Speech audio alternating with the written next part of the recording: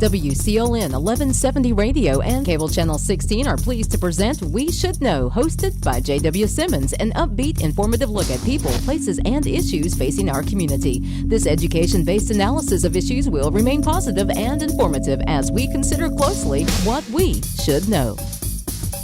Welcome back, ladies and gentlemen. We Should Know is on there. I'm JW Simmons, your host today, and we're looking at issues around history, and we're talking about history today, and I'm excited to be here and I'm excited to have a friend sitting with me today that I've known for some time, and I dare say when I tell you his name, or if you've already seen him on camera, you will know who it is, Joel Rose. Joel, believe it or not, before we even started the show, I mentioned the fact that you were the local historian, and we were talking about, well, what qualifies that? Well, I think you're pretty well qualified for me to say you're our local historian because you're president of the Sampson County Historical Society. You currently serve as a board member of the Sampson County History Museum. You're publisher of the Huckleberry Historian, which to me is a fascinating document. If folks hear us today, probably somebody's going to call and want to know how they look at the Huckleberry Historian and what it is. Also, you're president of the Moores Creek Battleground Association. You're on the tourism board, Sampson County Waterways. You know, for guys in our age quadrant, we got a lot going on. I'm not sure that you hadn't tipped my bucket. You got more going on, I think, than I have. I don't know. I get stretched thin. Well, I want to kind of start the show, Joel, today with something that I'm excited about, and we've been working on, as you know, for some time now to try to get it configured and get it moving forward. We just finished a number of tapings down at the History Museum, of which you hosted for us, and and this show that you were doing was about trying to get something done for October, because typically in October, when COVID's not here, the museum's open and a lot of folks are encouraged to come in. A lot of the galleries down there are open.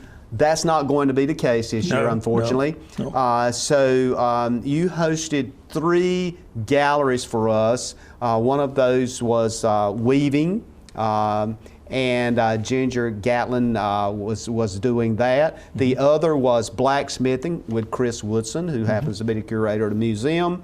And the other was a collective of folks led by Carol Brewington on quilting and beading. Carol Brewington and Sue Faircloth and Glenda Foss and Wanda Adams, and all kind of joined in, and we tip our hats to them because they actually made that venue come to life. So I encourage folks to look for that. It's going to be coming to you on Channel 16, and you should be able to go to the website at the museum and look at that as well.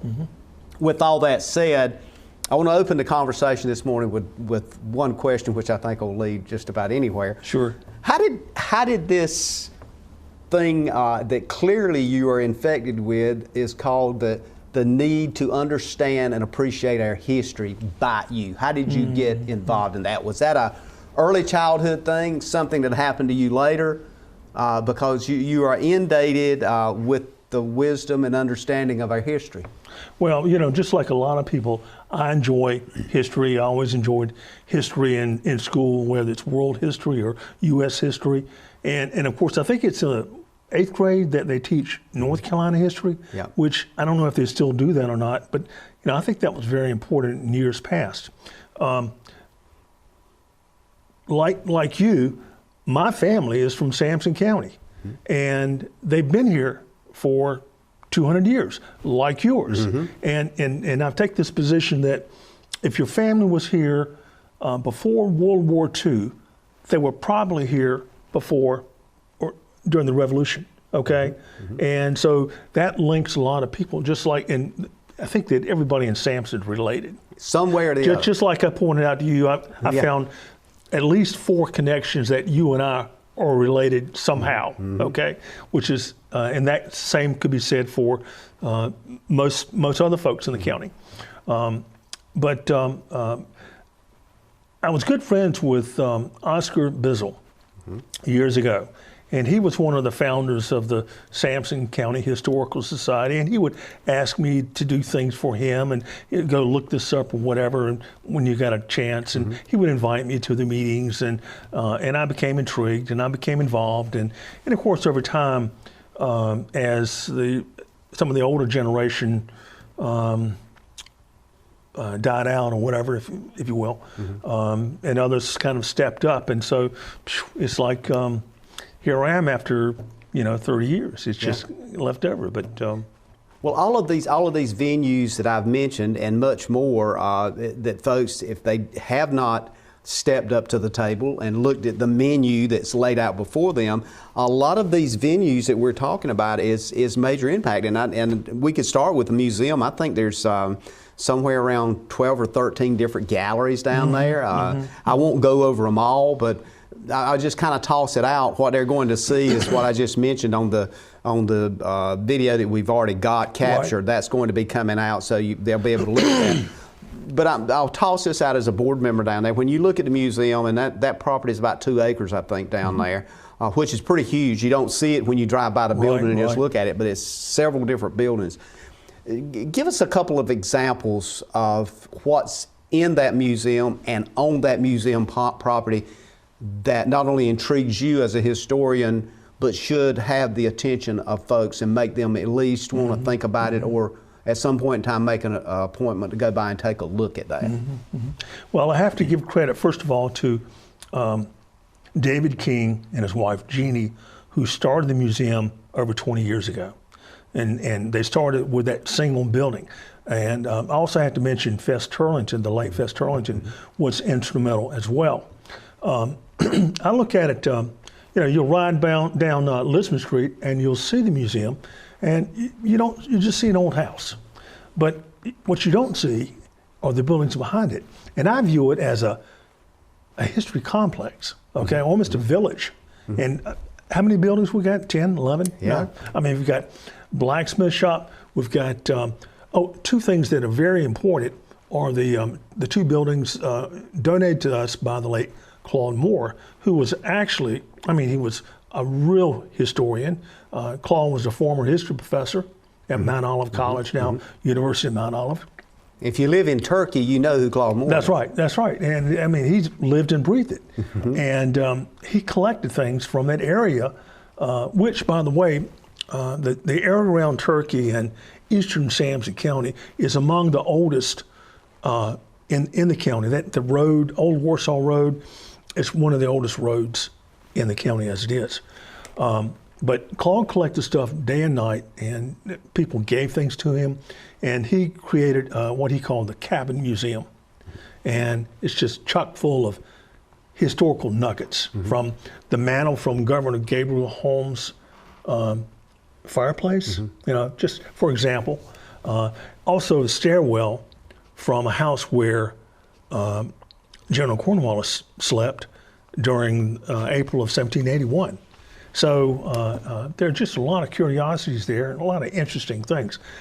The newest item that we have is the Military Museum, and it's a real showcase. We had some professional people to come in and help create these displays, and you walk in, you think you might be in the Smithsonian. Some of the things and some of the displays that you see there. So again, it's like a village, and we're always adding to it, always expanding. And the way I like to think of it, it's like the best kept secret in Sampson County. Because you really don't see it, as you just mentioned. You go by on Lisbon Street, you look over and you see the house, and you see the little car out front, and you think, there's the sign, but I'll go in the house, I'll make an appointment and walk through the house. But the house is just, it's the belt buckle that's all of a sudden boom. It's just the front door. Yeah. But so one of the things I know I've heard you talk about a lot is it's called the bunting cabin. That triggers a lot of conversation within itself. Well, let me mention this real quick. David Bunting, Dr. David Bunting, was a Revolutionary War soldier, and he married Richard Clinton's daughter. Penelope, but Penelope Bunting was her name, and their farm was in what is now Timberlake. Okay, and about 20-some years ago, when the owners of the Timberlake land were developing the wheels, they found there was an old house on the property, and it was the old Thomas Bunting house, who was David Bunting's son. And they started to demolish the building, and they discovered in one wing of the building was a log cabin. I mean, you couldn't we're talking see about because an the house original was log round. cabin. Yeah. And so as they continued to dismantle the house, they were very careful with the remaining log cabin. And of course, it was brought into the museum grounds where it sits today. A new roof was put on, and some of it was refurbished. But it's, this is going back in time 200 years easily, 225 years, 30. 50, And to your 40. point, that's sitting on the back of the property. Once you go in through that front gate and meander around, it's sitting on the back of that property at the museum. Yeah. So it's actually been transferred and located. And I think that's what the folks need to understand is that these properties, these buildings, these structures are now on the museum property. That's right. This particular building, this cabin, again, was the home of David Bunning, the colonial home. Like most in what's now Sampson County, were log cabins this far north. And so besides David Bunning, you probably had Richard Clinton, probably James Keenan came through there. And, these are people that live not too far. They were all related, by the way. Richard Clinton married James Keenan's sister, Penelope. So, they all tied in together. I've read too that Colonel James Keenan, he was instrumental with the militia during the Revolutionary War. But Richard Clinton, who was his brother-in-law, was supposed to be his right arm with these things. They traveled together. They did things together. They fought together. We've got so much to try to cover. We're going to take our first break, and we're going to come back, and I want to kind of steer this conversation a little bit more about the museum, but then I want to get into so many other topics that I want to just kind of break the seal on. Ladies and gentlemen, we'll be back in a moment. We're talking with Joel Rose. Joel is, to many people, Joel, he's our local historian here. He is very much involved in a lot of activities, particularly the rich history of Sampson and surrounding counties is very much on our list. We'll be back in a moment. Call a friend. Experiencing slow internet? If you have a fast internet package, the problem is most likely your wireless router. With more devices using Wi-Fi, your wireless router may not be able to deliver the speed and coverage you need. We now have the leading solution to enhance your internet experience. Using small devices in a mesh network, these Wi-Fi appliances cover just about any size home so that all your devices can operate to their fullest potential. Whole home Wi-Fi from Star Communications. Get the most out of your internet connection. Ladies and gentlemen, welcome back. We should know it's on the air. JW Simmons, I'm your host. We're talking about history today. If you hadn't already, call a friend. We certainly appreciate your comments. We appreciate you sending us emails to weshouldknowedu@gmail.com. This show is also aired on Channel 16. It's also simulcast on WCLN Radio, and we're also uploading it to YouTube, also a number of other media platforms that you can pick this show up on. We encourage you to, anywhere you look, hopefully in the near future, you'll be seeing We Should Know, and our guest, Joel Rose, is with us today. Again, our local historian, and I've give everyone in the first segment, I want to mention some of these things you're involved in. The Sampson County Historical Society, president of that, board of the Sampson County Museum here, publisher of the Huckleberry Historian, a great newsletter. Just do a great job with that.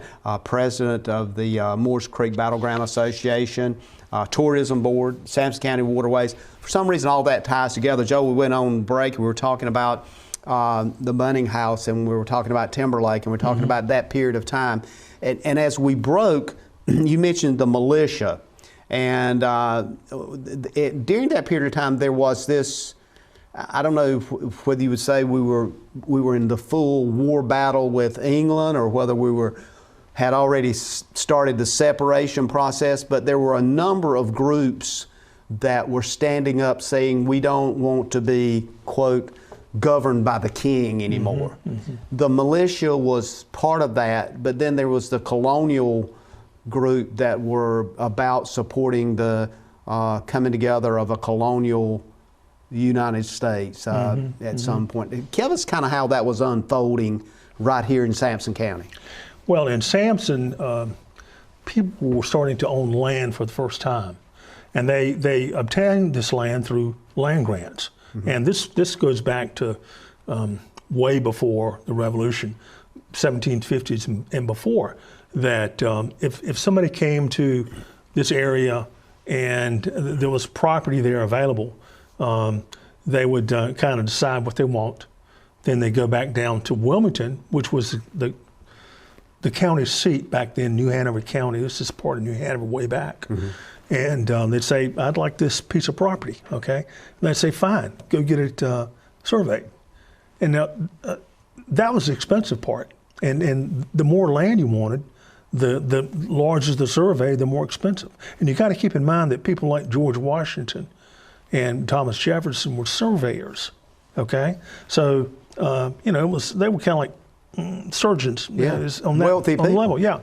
So anyway, a person would get their land surveyed, and then they take the survey back down to Wilmington, which was run by the English courts, and they say, okay, I want this piece of land, and they would document it and say, okay, $2 fee, and it's yours. And it didn't matter how many acres as long as you got it surveyed. That's right. That's right. And so many people today, still, there are a lot of people have land that's been into their family since way back. And they'll say, we received a grant from the king. And that's how that all came about. Technically, it wasn't the king. It was from the British Crown was signing off on it. So that piece of history is fascinating to me, because when you think about the land and the availability of land as opposed to now, it's almost hard to even imagine that you could just go somewhere and say, okay, you're a surveyor. If you'll survey this 5,000 acres, it's going to be mine. I'm going to go down and pay for it. And two, JW, so many of these people were immigrants. They didn't have anything. And so when they had land for the very first time, they owned something. They had an investment. And so if the British had won, there was a good chance they were going to lose that property. So they were willing to fight for their property and for their investment. And that's how these Minutemen came about. So it was the owners of the property that had the reason and motive to stand up and fight to maintain their property. So did this stir then, given the fact that obviously there was people that owned land, but there was also people that didn't own land. How did they get engaged in the battle? And were they just hired people to come in and fight, or did they what was their motive? I think that, like in this area, you probably had more people who moved down from southeastern Virginia, like the Isle of Wight counties or the Jamestown area, particularly in northern Sampson.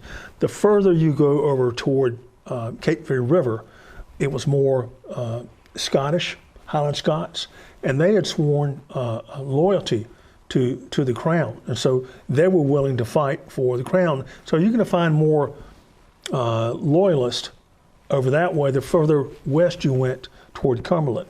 So, and the further east you went toward places like Onslow County, and then down into New Hanover County, you're going to find more of the colonials, more of the new landowners, more of the patriots, I want to say. And there were a number of those that joined the Continental Army at the outbreak of the war in 1776. So, but most of them in this area were militia. How long, and when we look at a period of time, it's like you flash back to that period of time and you start seeing these groups, like you mentioned, the militia, the colonialists, and others that were willing to fight.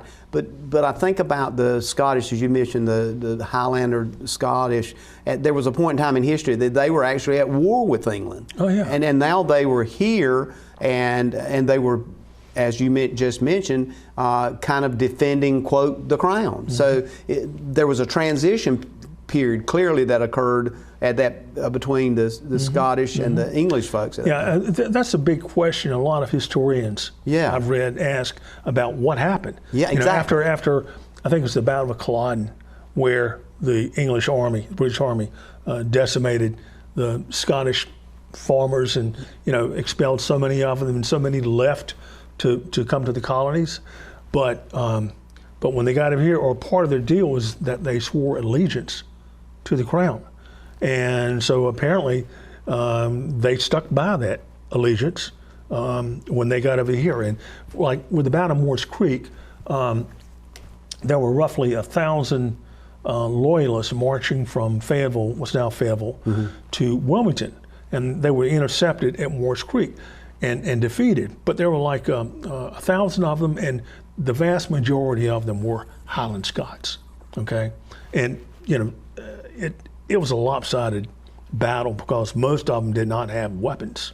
So we're using sticks or? No, well, they had, so a few had rifles or muskets, but most just had their broadswords. But so against the patriots, the militia, who had guns, weapons. Yeah, absolutely. And they were probably a little more aggressive, I guess, because again, like you said, they were actually protecting their home. Yeah. And I'm sorry. One of the interesting aspects about the Battle of Moore's Creek is that the Loyalists initially started down Highway 87, leaving Cross Creek, okay, in that area, which is now around Hope Mills. And they learned there was their Patriot forces waiting to ambush them or stop them. So they stopped and turned around and went back, and they decided to take another route to Wilmington, which started around Ultra Mill Road in Sampson, and it came through what we call Owenville. Now on the skirted on the northern edge of what's now Roseboro, down Mince Church Road, Highway 411, through what's now Garland, okay, down. I think they crossed the bridge at Clear Run, came down, and then went to what's now Wildcat Road, down to Carr, and then down to Dr. Carr Road, down to Ivanhoe, and then from Ivanhoe on down to Moore's Creek, where they were defeated. So Moore's Creek was an example not only of a battle, but it changed some direction at that time, did it not? Well, I think from what I've read, George Washington and the commands up north had their hands full with the British in places like Boston and Bunker Hill and, upstate New York. Well, it was said that Washington was obsessed with this idea of taking New York. For some reason, he wanted to. I don't know. I mean, that's I just conjecture, I guess. I look at the history in this area. But from what I read, he was content that that the militia had things under control. Okay, after Moore's Creek, and really nothing happened in this area between the February 1776 until late 1780, and then 1781 was when everything hit the fan. About 4 or 5 years later. Oh yeah, so it was all quiet for a while, but then boom, 1781 is when Cornwallis was in Battle of Guilford Courthouse. He came back. He went through Elizabethtown. Stayed on the south side of the Cape Fear and went to Wilmington for resupplies. He had like 1,400 troops, but his troops had been decimated at Guilford Courthouse.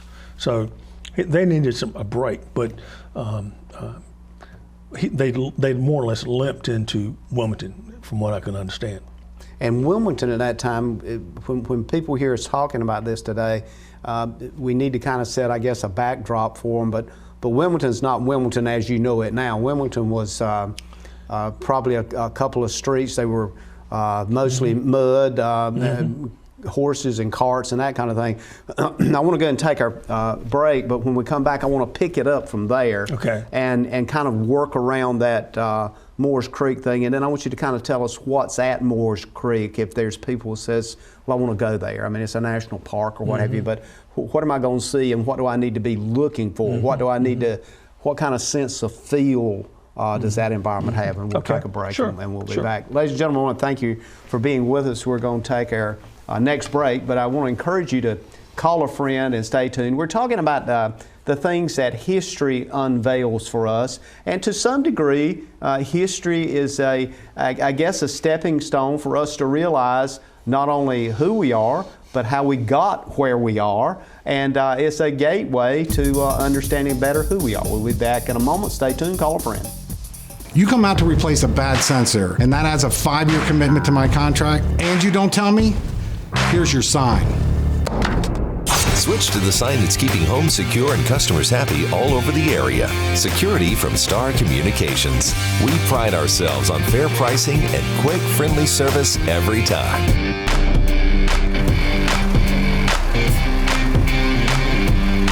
Somebody trying to break into this place? Security from Star Communications.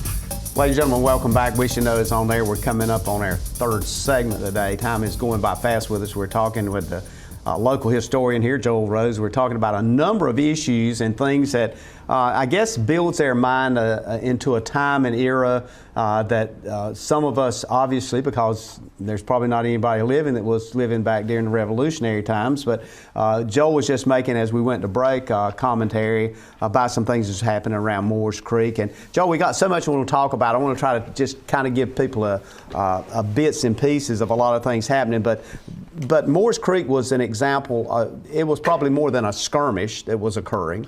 It was a battle. It was a battle. It was significant enough that we've got a national park down there. And I think as we were going to break, one of the things I mentioned, if you could kind of give us a visual of that area, and if somebody said, well, you know, I hadn't thought about it, I want to ride down there. What do they need to look for, and what do they need to find? And when they find that, how do they need to reflect on it from a historical perspective from Moores Creek? Well, Moores Creek is actually located in the middle of nowhere. You know, right down. I mean, it's in. You got to look for it. That's right. It's in western Pender County, and to get there from here, or primarily the best way to get there, are Highway 421, and you get down to the Curry area, and there's signs, and it's maybe 10 miles off the main drag, but 50 years ago, Moores Creek was, it was called the Widow Moores Creek. And there was a road, the primary road to Wilmington went by it, okay? And as I was explaining to you earlier, that same road, started at coming into Sampson, what's now Sampson, at Autry Mill Road. It came down through Owenville, north of Roseboro, down Garland, by Clear Run, down to what's now Harold's, down to Wildcat Road, and then down to Carr, then down from Dr. Carr Road down to Ivanhoe, and then from there went by the Widow Moores Creek, they called it. That's where she lived. And that's where this all took place. It is a national park. The Battleground Association, of which I'm a member, is one of the oldest in the country. And this year, each year they have a wreath laying ceremony in February that honors the participants in the event itself. And every year it's attended by 500-600 people. And that's a big deal, and that's their big for that area, particularly. Yeah, and that's what our Battleground Association is doing. We're trying to support their activities. Now, it is a national park, and they have a staff there of national park rangers, and what they do primarily, besides the upkeep, is interpretation. It has a large visitor center with a display and not souvenirs. Examples of some of the muskets and sabers and that kind of thing. But these rangers are there for interpretation. They'll explain it to you. They'll take you for a tour. And there's a bridge that's been rebuilt, obviously, that goes over Moores Creek, but they'll explain to you exactly what took place. There are several monuments there. Right now, the park has just reopened for the first time last week, but only the visitor center is open at this point. So because of the pandemic. So Moores Creek would be a good, should I say, day trip for folks. Yeah, and a lot of people are looking at that now with COVID and everything going on. It'd be great. It's open, so if people goes down there, they not only could get a step back in history, but they could understand how Moores Creek turned to some degree history. That battle was significant in was it part of should I say a ember that started the fire? Was it part of the fire? What would you call that? The way I see it is that most of the revolution in North Carolina was fought in southeastern North Carolina. Okay, the further west you go, the less involved they were. Although, you had the Battle of Guilford Courthouse, you had some other skirmishes, but the real intensity took place in southeastern North Carolina.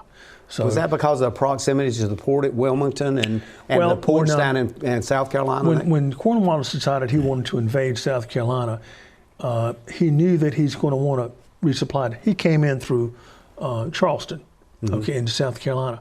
He knew that he was going to need resupplies. So the British sent ships, and I think it's Major James Craig. They landed in Wilmington the last week in January of 1781, and they took control of the town. And Craig had 425 troops at his disposal. Now, what he was serving as a supply point for Cornwallis when he came through, but his other goal was to capture as many of the rebel militia leaders as he could. They captured Cornelius Harnett, who was one of the leaders. They captured John Ash. Now, John Ash was a general, and he was a big deal in the militia. And of course, these people had plantations like Ash. And Ash had a plantation close to today's town of Burgaw. And he was told on by one of his employees or slaves, whatever, and the British captured him. He was trying to get away, and I think they shot him in the leg. But they captured John Ash, and they put him in the bullpen down in Wilmington. And the bullpen was on Market Street between 2nd and 3rd Streets, and it was an open-air prison.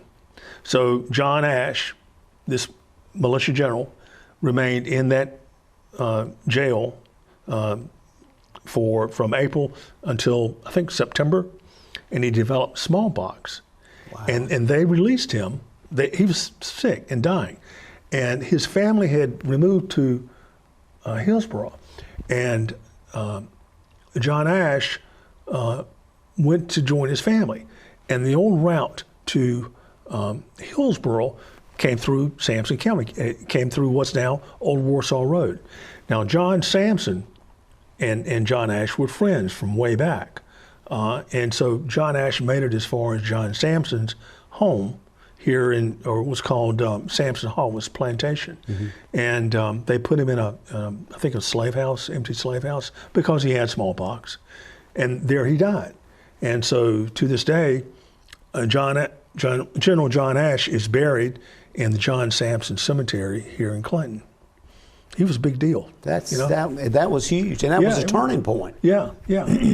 So now, that was late 1781, and of course, Cornwallis had made his way all the way up to Virginia by then, and he got hemmed in, I think it was October, there at Yorktown, Virginia, near Jamestown, and he got backed up with the ocean, and so they were trying to be rescued by the British Navy, but in between was the French Navy, which would not let them come in. And of course, George Washington and his crew had them backed up. Because the French, now, keep in mind, was literally allies to the colonial forces. And so that's when Cornwallis surrendered. They said, okay, well, if you surrender, we'll just let you go back home, which is what they did. And that more or less, the war went on for another year or so, more or less, but that was basically the end of the war when Cornwallis surrendered at Yorktown. What was the motive for the French to get involved in this battle? What do you think their key motive was? Well, I think they were always rivals. Oh, well, the key motives, they were competing for the colonies. Yeah. Okay. Yeah. They wanted ownership, and Britain wanted ownership. So they saw their role, if they could engage, that they would be, again, kind of a greater role in the colonies. Yeah. commercial. And that worked and it didn't work. Because they didn't see what was going to evolve. Yeah. But people like John Ash and others that's happening here now, give us an example with Moores Creek. What did it look like there? I mean, there's a lot of that battle that was occurring, as you mentioned, was in February. Yeah. The weather had to be tremendously. Well, from what I read, I mean, it was a lopsided victory on the part of the Patriots. There were a number of loyalists killed. Most of them were captured. One Patriot was killed, John Grady from Duplin County. Only one. And but it was a rout. These loyalists were these Highland Scots. You know, you have to think they were questioning their motives themselves, like, why am I here? Yeah. This is February. It's raining. I'm marching. I don't have much food. They're not feeding me well. I don't have good weapons. You know, so a lot of them deserted.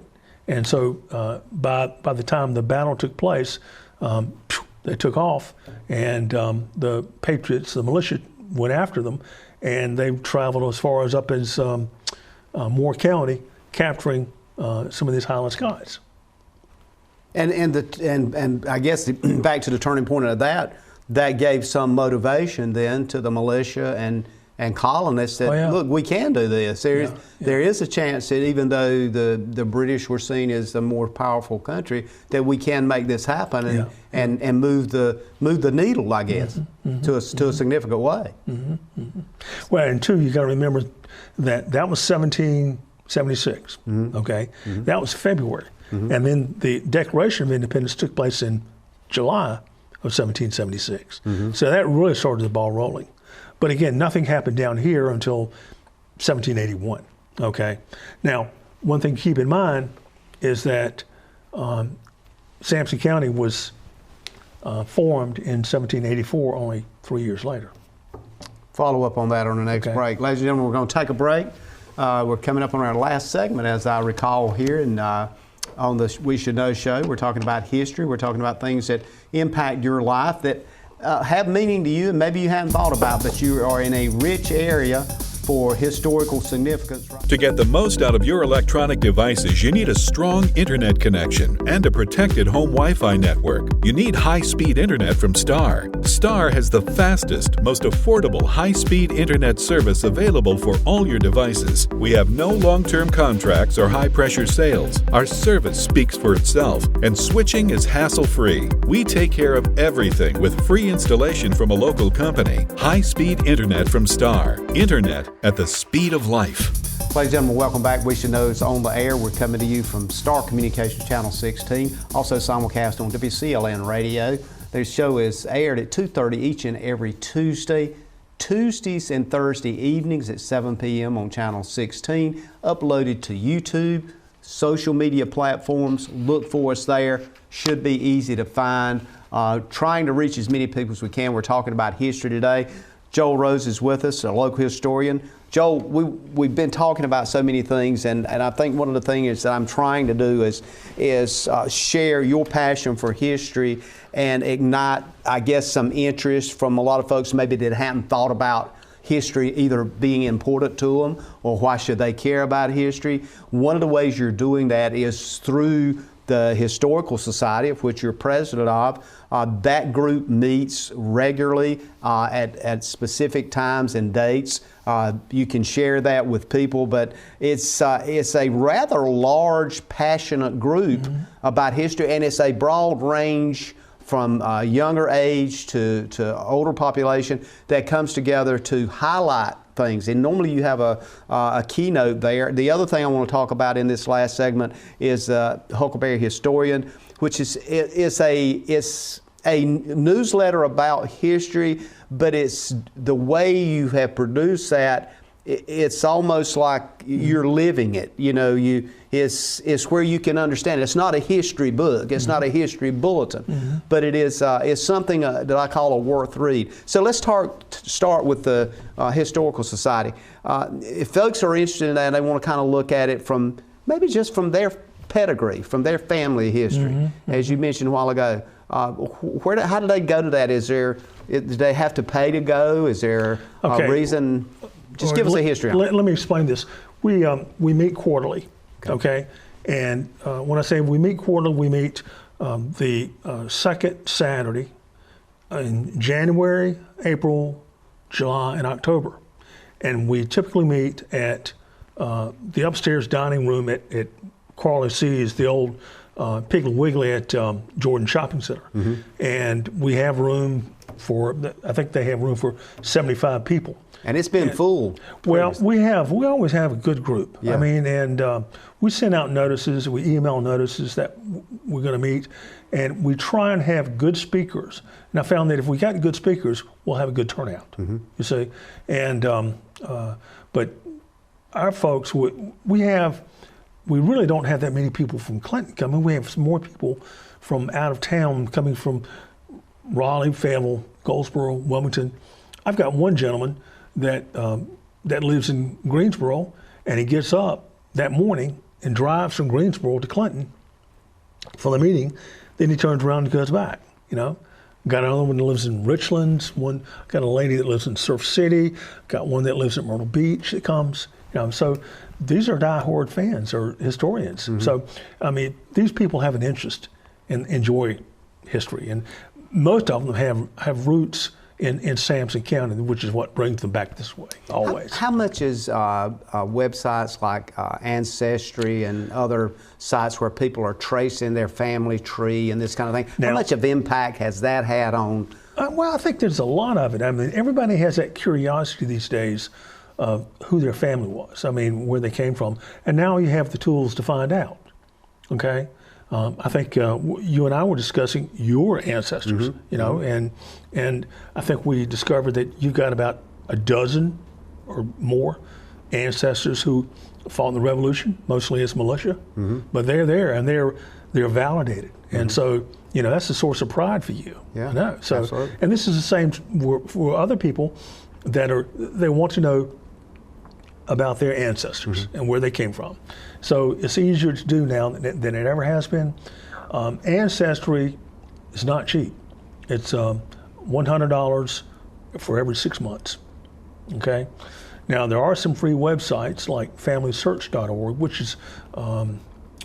which is operated and run by the Latter-day Saints group out of Salt Lake City, and it's free, and it's a wealth of information on that site, but anyway, there's just a lot of interest, you know. Well, and I think it all ties to a way that people are connecting with their history in a different way, and technology's brought that. One of the things we've talked about in the past too is this whole genealogy thing and how that ties into it, which gets into a biological connectivity that one might have, that you could actually validate some of the things that you find on the history computer sites.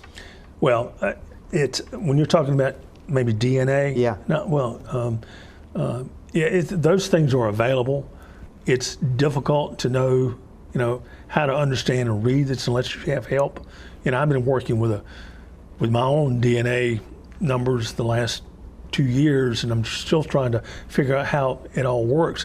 They provide you, like I use one called 23andMe, and they provide you with a list of cousins, ancestors. No, not ancestors, but current cousins. Okay. You know, like I think I've got 1,200, but most of them are like, you know, third and fourth cousins that are almost impossible. I mean, if you're talking about second cousin, you're talking about, you know, going back to people who were born in, you know, 1875 or so. When you talk about third cousin, that's getting far back. That really is, and to some point, folks would say, "Look, I'm not sure I want to know." Yeah. And then there's others that do want to know, but then they're surprised when they find certain traits or certain connectivity that they would have never known. Yeah. Yeah. That's just a reality. I want to, before, in the interest of time, I want to try to get into this Huckleberry historian thing. As I mentioned earlier, well put together. How did that come up, and why did you decide to do a newsletter like that? Well, this is something that started many years ago with Oscar Bizzle and Claude Moore. Okay, when they were probably about 1979. Now, I think the original Historical Society goes back into the 50s, but it was more or less dormant until Oscar and Claude got together. Now, Oscar was familiar with most of the history in northern Sampson County. Claude was more interested in eastern Sampson County and colonial history. I mean, he was more of a historian, you know. But they put out this newsletter, and they just, you know, it was typed and photocopied. It might have been 3 or 4 pages, and it just over time it grew. You know, and one of the goals of the Historical Society is to share our history, and so this is the best vehicle that we know for sharing history. So, but over years, it's more. I guess you want to use the term morphed, and the late Kent Wrench was the editor beginning in like 2004. And Kent had the time and the passion, and he really converted it into a nice looking newsletter. And it was running, you know, 10 or 12 pages. In the last five years, we've gotten it up to 16 pages, and now this current issue is 20 pages. Okay, so, and we're almost through with it. The way it works is that our meetings that are free and open to the public, and we encourage people to come. Technically, to be a member of the Historical Society, it's $20, and that's the cost of your newsletter subscription. Okay, I mean, you got to think it costs, you know, $1 and some for each issue, so it's roughly $5 for you, so per issue. But there's a lot of good information on it. So, and we try and make it interesting in a variety of topics, and just. And I think one of the things it does too is if there's such a thing as staying current with history, it keeps you current on new findings or discoveries or somebody that has uncovered some kind of connection somewhere. It kind of keeps you connected with that. So folks need to, if they want to start receiving that newsletter, how do they go about that? If they discover, you know, they talked about a historical document, the Huckleberry Historian. How do I get that? Okay, well, we currently do not have a website. Okay. We had one, but it was cost prohibitive for us. And of course, you've got to have people that are involved in this sort of thing. But I guess I know that. Well, I guess if somebody wanted to contact you, they could get my contact information. Nadine Strickland is involved with us as well. But again, it's 4 issues a year, and but it's a good newsletter. We have so much information that we've accumulated that we could keep distributing local history for years, you know. So absolutely, already banked, ready to go. Oh yeah, we just got it. It's really good stuff too, and you know, so many people just fail to realize, or just maybe don't think that anything worthwhile took place historically in this area, when in fact, man, it's loaded. I mean, we talked about Revolutionary War. The skirmishes that took place. One took place down on the where the bridge crosses the Coharie, between Loyalists and Patriots. In fact, there was a Loyalist or Tory camp just the other side, somewhere close to Bonnettsville. I don't know where it was, but it was a secret camp that the Tories had, and they were trying to recruit new members. And James Keenan got wind of it, and so he stopped at his brother-in-law's house, Richard Clinton, which is about where the Methodist Church is now. And I think it was like 60 of them or 20, I'm not sure exactly the number right now, but they went down, and a Tory guard saw them, fired a shot, and Owen Keenan, James Keenan's brother, was killed. Okay, now this is right just across there on 24, what's now 24. There was a skirmish at on the Little Coharie, where just above Minnie Hall Road, where the above Salem Pizza. So I mean, there's just a lot of good stuff out there. A lot of things happening. I want to thank you for being with us today. We're going to have to close out. Time is giving up on us. Okay. Ladies and gentlemen, thank you for being with us. We look forward to seeing you again next week on We Should Know. And continue to send us those emails to weshouldknowedu@gmail.com. And as always, may God bless. Thank you for tuning in to this week's episode of We Should Know with host JW Simmons. If you have a question, comment, or suggestion regarding this or any episode, please send your emails to weshouldknowedu@gmail.com. And remember to tune in every Tuesday at 2:30 for another informative episode of We Should Know.